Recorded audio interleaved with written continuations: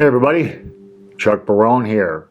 Friday, August the 18th, 2023. Let's wrap up this crazy ass week. Man, I'm telling you guys, as nutty as this week was, didn't finish kind of with a whimper today, which is good. Enough drama for a week. Next week is setting itself up to be even crazier. Hold on to your seats, guys. It's going to be a wild one next week. But anyway, before we get rolling, of course, let me welcome everybody to the show. Nice to have everybody here. Thank you guys, as always, for your support. You guys showing up every day, watching the videos, hitting me up in comments, and all the good things you guys do for us every day keeps us coming back. We really appreciate you guys. All right, so let's look at these markets today. Today, pretty much a big nothing burger, not much happening. Market digesting data from this week and preparing for the worst next week. It's going to be a fascinating week next week, as it really is. But today the market's just basically kind of meandering around, not much really happening.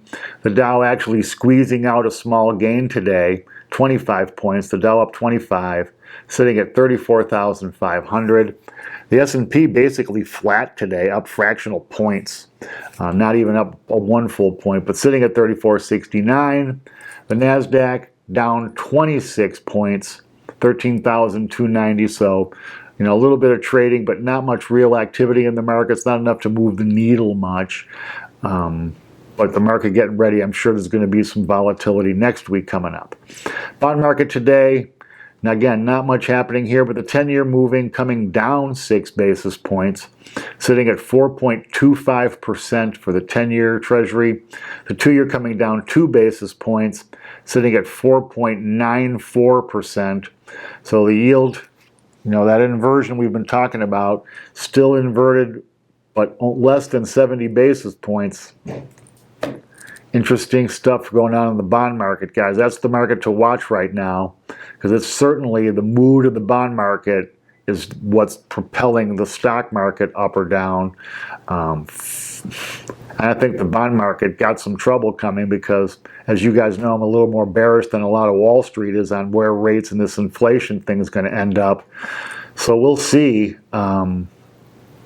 Fascinating stuff right now, though. Grab those yields. I saw an advertisement, 6.25% on a 6-month CD. 6.25%. Wow. So, I think that's going to put some pressure on the stock market too, as some investors see these pretty nice yields. I mean, that's pretty tempting, 6.25% for 6 months. Anyway,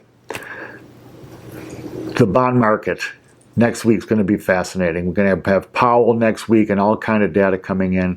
Can't wait to see how it goes. The dollar today basically flat, not much movement on the dollar. 103.42 on the index, just sitting there strong. Metals today, not much movement in metals either. Gold falling just 10 cents. $1,888.90 for an ounce of gold. Silver actually up 5 cents, up a nickel. $22.73 for an ounce of silver. So like everything else, not much activity in those markets. Oil up today, also very small, up 89 cents per barrel, sitting $81.28 for a barrel of West Texas Intermediate. So we'll see. Next week's going to be interesting for oil. I think the market in oil got a little bit of a jolt from everybody's holy crap wake up that we may not have a recession. I'm still not quite sold on that, but I think that pushed oil prices up a little bit, along with some market stuff and speculation and all the stuff that goes into the oil markets. But oil sitting $81.28. Bitcoin, another tough day for Bitcoin, down $1,726. 26,121 for Bitcoin, really coming down about $3,000 over the last few days. I was reading a little bit about it today. They were talking about some futures and options expirations. They're talking about, of course, higher interest rates, possible recession, dampening people's taste for more speculative investments, which they consider Bitcoin. So there you have it, but not a great day for Bitcoin. News you guys need today. Well, bond market smash up just keeps on going, guys. Geniuses on Wall Street finally getting the message here. What I've been telling you guys for a while, the era of easy money is over, man. It's done. We are not going to see those kind of interest rates again. We're not going to it's going to be way more difficult, I believe, for them to get to this 2% and keep it there. And that's going to cause rates to have to stay higher. We're going to get back to what before the dot-com bust and Greenspan was known as kind of normal interest rate environment. You know, 4 to 4.5% 10-year, somewhere in that range, right? Kind of where it is now. This is kind of a normal rate for a 10-year bond. Typically, the 2-year isn't higher, but you know, the bond market, economists and traders finally figuring out that the Fed will not be able to get rates, cut them as fast, keep them low for as long as they thought or want. They're not going to be able to cut them as far as they want. So the economic data coming in showing the economy is still hot, puts further pressure on these higher rates. They're talking about now, the Fed may be pausing in September. There's a possibility that could happen. I think hotter than they expect economic data will probably cause them to raise in September again. We know their ultimate target was 5.6. A quarter point gets them to 5.6. Now they may, wait and see, raise in October, November's meeting, but the idea being this bond market now, where it is the new normal, we're not going to see these 2% and lesses. We're not going to see that again.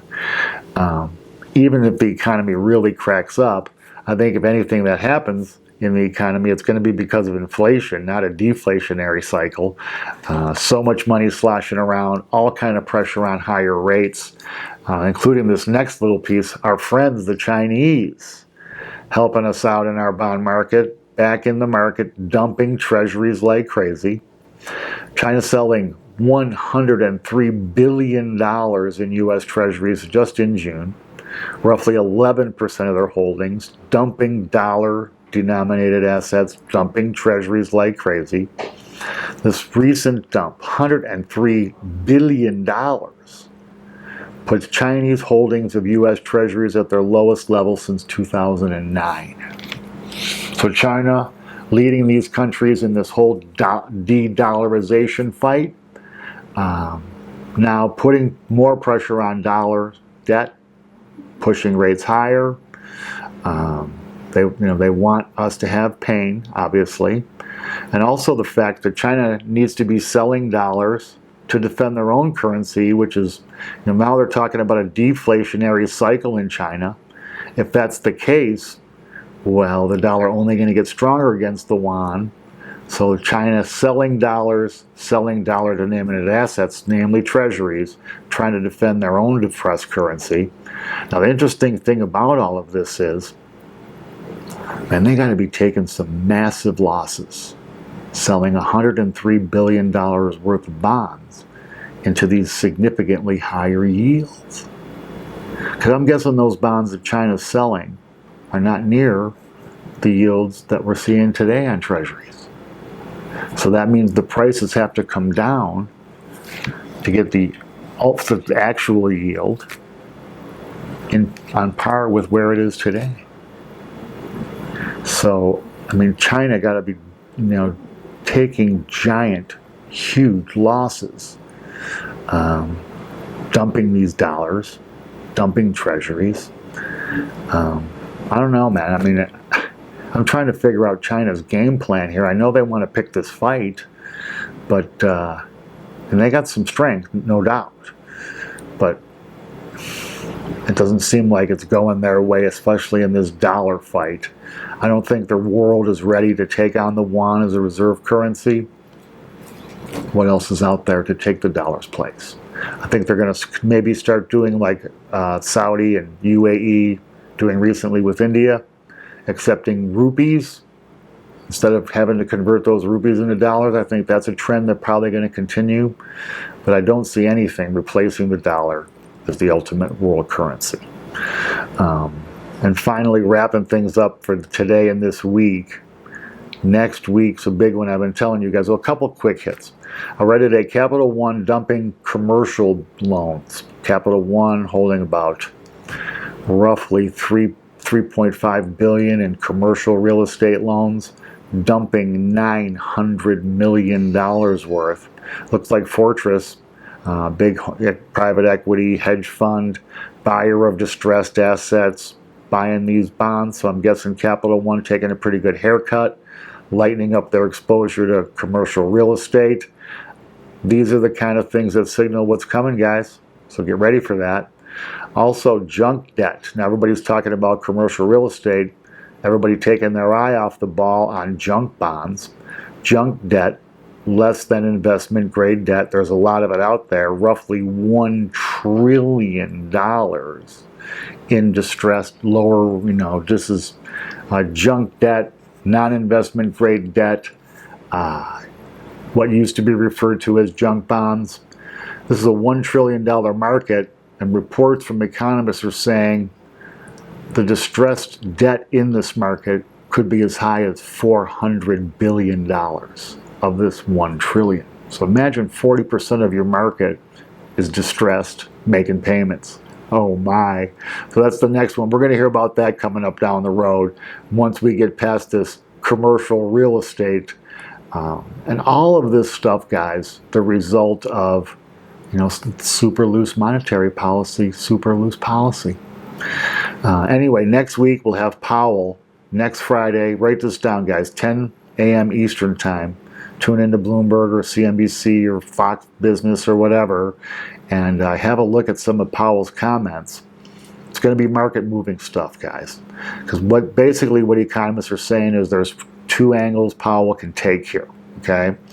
Powell can talk dovishly, try to reassure the bond market, calm things down a little bit, or Powell can be hawkish, join the bond hawks, and come out and actually encourage higher rates.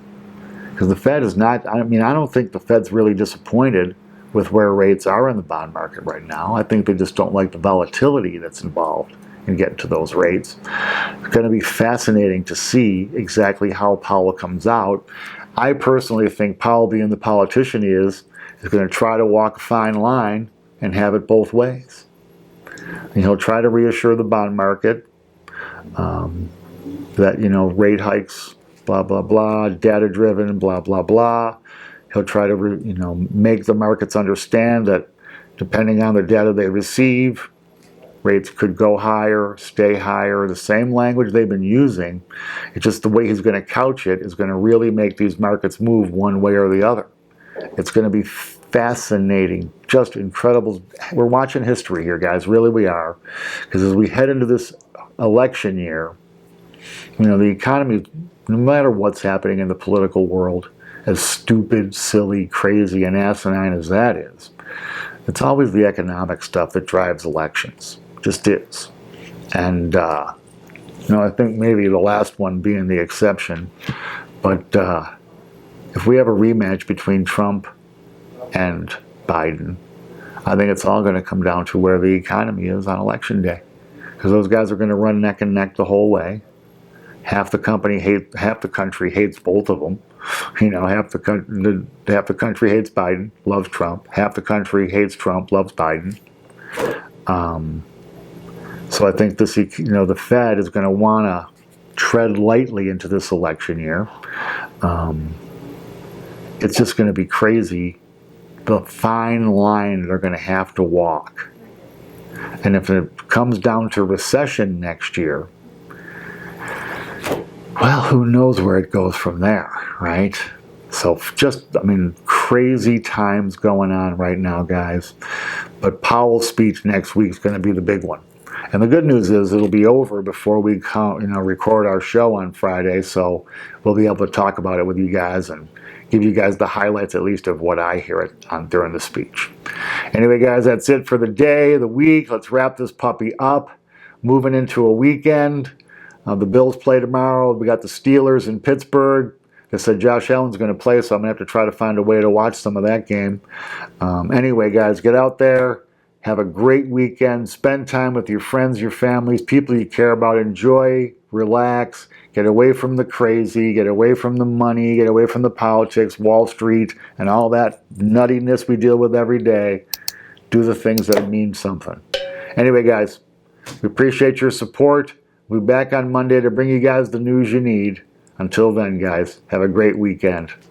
Take care. Thanks.